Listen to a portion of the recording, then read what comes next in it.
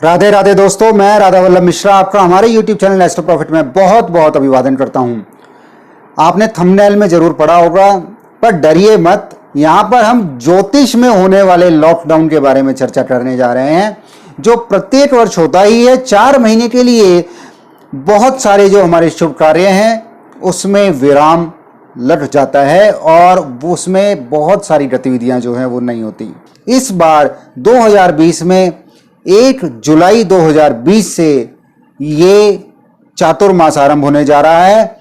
और इस चातुर्मास को, क्योंकि इस बार अधिक मास होने की वजह से 2 आश्विन के महीने पड़ेंगे, ये 1 जुलाई 2020 से आरंभ होकर 24 नवंबर 2020 तक अंदाजन 5 महीने चलने जा रहा है। तो इस लॉकडाउन में, जिसे हम ज्योतिषीय लॉकडाउन कह रहे हैं आज की भाषा में, जिसे हम चातुर्मास के नाम से जानते हैं, इसमें कोई भी शुभ कार्य, चाहे विवाह हो, नूतन गृह प्रवेश हो, मुंडन हो, जनेऊ हो, आदि आदि बहुत सारे मंगलिक कार्य जो है उस पर विराम लग जाता है।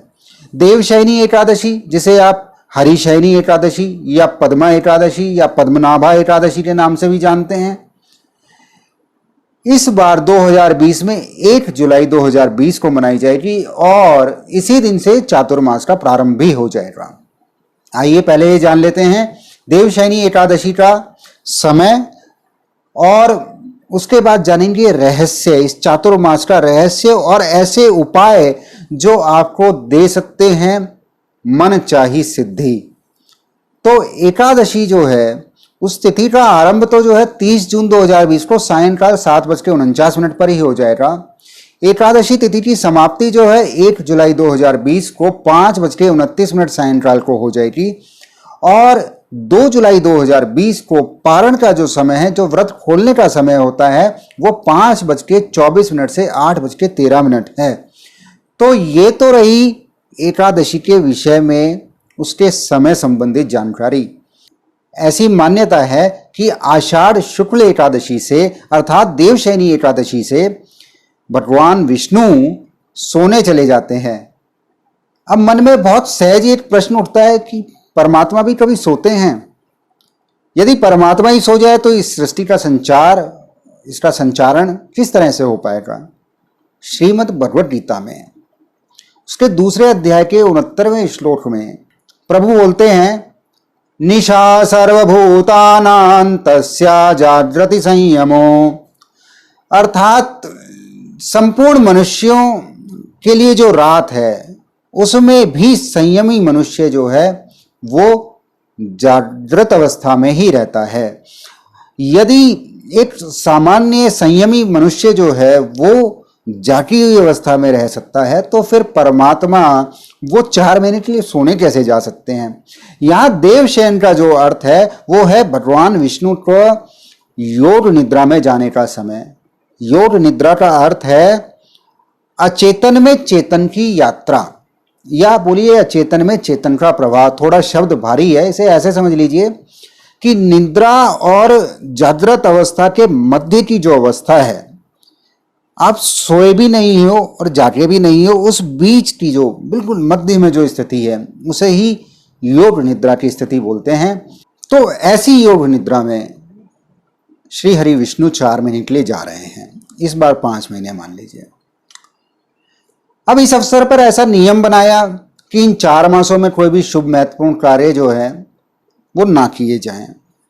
चातुर्मास में सन्यासियों के लिए भी ऐसा ही आदेश है कि वो भी एक ही स्थान पर रहें और वहीं पर रहकर जो है अपनी आध्यात्मिक उन्नति, अध्ययन, मनन, चिंतन आदि जो भी है उसको सुचारू रूप से चलाएं। अभी हम बहुत ही महत्वपूर्ण उपाय भी बताएंगे जिससे विशेष सिद्धियां प्राप्त होती हैं, पर आपसे अनुरोध है आप हमारे चैनल को सब्सक्राइब कर लीजिए। पहले समय में इन 4 महीनों में, जिसे हम चातुर्मास बोलते हैं, क्योंकि मौसम बदल जाता था, बरसात का मौसम होता था, वो भी रीजन रहा हो।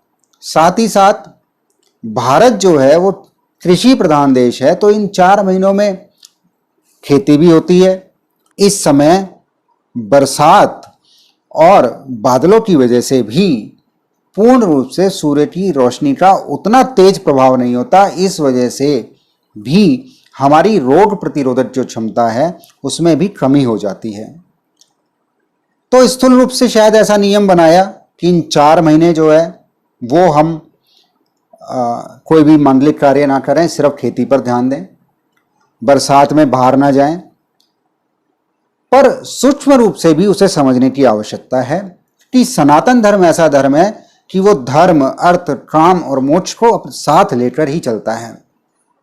अब आते हैं उपाय के बारे में। इस चातुर्मास में आपकी जो भी प्रिय वस्तु है, यदि आप उसका सेवन जो है वो नहीं करते तो ऐसा बोला जाता है कि इस 4 महीने के बाद में अक्षण रूप से वो हमेशा के लिए आपको प्राप्त हो जाती है। तो जो बहुत अच्छा बोलना चाहते हैं, जिनके वाणी दोष है, जो कुछ बोलते हैं और लोग उनकी बात सही से समझते नहीं हैं, या जो अपनी वाणी में मधुरता चाहते हैं, या जो स्टेज पर परफॉर्म करना चाहते हैं, उन सब के लिए बहुत ही उत्तम उपाय है। यदि आने वाले चातुर्मास में आप यदि मीठे पदार्थों से बनी वस्तुएं जो हैं उसका सेवन जो है ना करें तो अवश्य ही आपकी परफॉर्मेंस में, आपकी वाणी में इतनी मधुरता आ जाएगी, बोला जाए तो एक सम्मोहक वाणी आपकी जो है वो बन जाएगी, जिससे सब आराम से ही सम्मोहित हो जाएंगे। तो इसमें सबसे महत्वपूर्ण जो बताया है वो है गुड़, चीनी, मिठाई, शहद आदि इन सब वस्तुओं का जो है उपयोग इस चातुर्मास में ना हो तो ये वाक् सिद्धि हो जाती है। अब यदि कोई बीमार हो तो अपने चिकित्सक से इस बारे में अवश्य ही परामर्श लें। जहाँ तक फलों की बात है, फलों में जो मिठास है उसका सेवन वो लाभप्रद ही रहने वाला है, पर ऊपर से मिठाई जो है, मीठी वस्तु वो नहीं लेनी। जो अपने शरीर में यदि किसी बीमारी से ग्रस्त हैं और चाहते हैं बीमार ना हो और आरोग्य उनका बना रहे, आयु में वृद्धि हो, वो इन चातुर्मास में तली हुई वस्तुओं का सेवन जो है वो ना करें। जो संतान प्राप्ति के जो इच्छुक हैं, ऐसे दंपत्ति दूध और दूध से बनी हुई वस्तुओं का सेवन इन 4 महीने में ना करें तो सुखद परिणाम प्राप्त होने की संभावना है। इसके अलावा चातुर्मास की अवधि में पड़ने वाले 4 माह जो हैं उनमें भी विभिन्न विभिन्न पदार्थों का सेवन वर्जित है। हमारा एक वीडियो है फूड एंड एस्ट्रोलॉजी, मैं कोशिश करूंगा उसका लिंक जो है वो आपको मैं डिस्क्रिप्शन में दे दूं या तो आई बटन पे दे दूं, तो आप वो वीडियो भी देखिए इस विषय पे।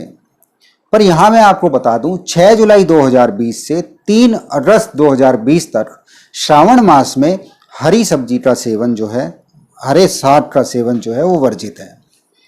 4 अगस्त 2020 से 2 सितंबर 2020 तक भादो मास में दही का सेवन वर्जित है। 3 सितंबर 2020 से 31 अक्टूबर 2020 तक आश्विन मास में दूध का सेवन वर्जित है। और नवंबर महीने में कार्तिक मास में मट्ठा और दालों का सेवन जो है वो वर्जित है। आशा है आपको ये वीडियो पसंद आया होगा और ये जानकारी आपके लिए लाभप्रद सिद्ध होगी। जल्दी एक नई वीडियो में नए विषय के साथ फिर से मिलेंगे, तब तक के लिए राधे राधे।